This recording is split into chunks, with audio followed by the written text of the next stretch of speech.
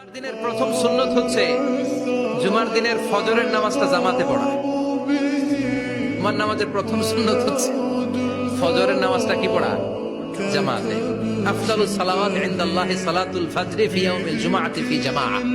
বিশ্বনবী বললেন জুমার নামাজের 15টা সুন্নত মুখস্থ রাখতে হবে। 1 নাম্বার সুন্নত ফজরের সালাত জামাতে পড়তে হবে। 2 নাম্বার সুন্নাহ হচ্ছে আসওয়াক, মিসওয়াক করা। মাথরাতুন লিল ফাম মারদাতুন লিররাব, মিসওয়াক করলে দাঁত পরিষ্কার থাকে, আল্লাহ খুশি হয়ে যায়। 3 নাম্বার হচ্ছে দুহুন, তেল মালিশ করবেন। বিশ্বনবী জাইতুনের তেল চুলে আর গায়ে দিতেন। বিশ্বনবী বলতেন ওয়াদাহিনু ফাইন্না ফিত তাদহিনে বারাকাত, তেল খাও, তেল দাও, তেল মালিশ করো, তেলের ভেতরে আল্লাহ বরকত ঢুকাইয়া দিছে। 4 নম্বরে আত্তিব, জুমার দিনে সুগন্ধি লাগিয়ে যাওয়া সুন্নাত। লাগাবেন? লাগাতে রাজি আছেন? বিরাতু আইনি ফিস সালাহ, নামাজের মধ্যে যখন আমি দাঁড়িয়ে যাই আমার চক্ষুটারে ঠান্ডা করে দেয় কে? আবার বিশ্বনবী বলতেন আরবাউন মিন সুনানিল মুরসালিন, 4টা সুন্নাত সব নবীদের সুন্নাত। 1 নম্বরে আল হায়া মানে লজ্জা। আরেক বর্ণনা এসেছে আল খিতান মানে সুন্নাতে খাতনা, এটা সব নবীদের ছিল। আর সেওয়াক, সব নবীরা মেসওয়াক করেছেন। আর তিব, সব নবীরা আতর লাগিয়েছেন। আর নিকাহ, সব নবীরা বিয়েও করেছেন। চিল্লায় পড়েন আল্লাহু আকবার।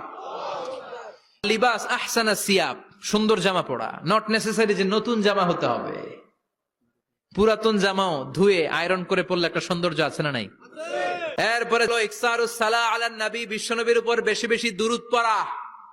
বিশ্বনবী বলতেন জুমার দিন শ্রেষ্ঠ দিন, এই দিন আমার উপর বেশি বেশি দুরূদ পড়ো। ফাইন্না সালাতাকুম মা'রুদাতুন আলাইয়া, কেননা তোমরা যে আমার উপর দুরূদ পড়ো, আমি মরে যাওয়ার পরে এই দুরূদ গুলো কে পাঠিয়েছে তার নাম, তার বাবার নাম সহ ফেরেশতারা আমার কবরে দিয়ে আসে। সুবহানাল্লাহ। এরপরে বিশ্বনবী বলতেন জুমার দিনে সূরাতুল কাহাফ পড়বা, কাহাফ পড়া সুন্নাহ। সূরাতুল কাহাফ পড়তে রাজি আছেন? রাজি আছেন তো? 18 নম্বর সূরা, কোরআনের একেবারে মাঝখানের সূরা। এরপর আত-তাবকির ইলাল মসজিদ, মসজিদে আগে আগে যাওয়া সুন্নত।